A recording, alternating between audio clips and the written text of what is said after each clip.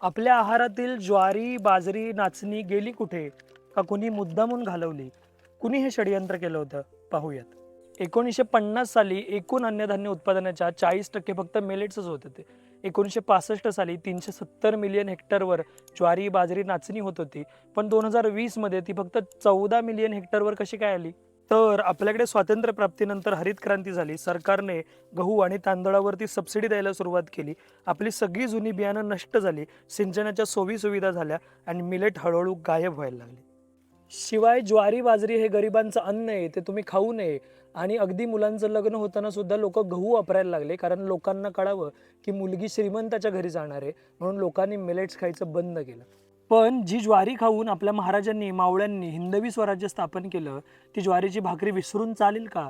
आणि विज्ञान असं सांगतं, की हे सगळे मिलेट आपले असंख्य आजार बरे करण्यास, नियंत्रित करण्यास मदत करतात. आणि म्हणूनच आपण सगळ्यांनी ऑफिसला जाताना मुलांच्या डब्यात भाकरी देणं अत्यंत आवश्यक आहे. कारण ही ज्वारी फक्त आपल्यासाठी नाही, तर शेती, शेतकरी आणि पृथ्वीसाठी अत्यंत महत्त्वाची आहे. आणि याबद्दल तुम्हाला जर अजून वाचायचं असेल, तर डॉक्टर पुष्कर वाघ यांनी लिहिलेलं मिलेट मंत्र हे पुस्तक जरूर वाचा आणि आपल्या आहारात भाकरी आणायला सुरुवात करा. धन्यवाद. आरोग्य धनसंपदा.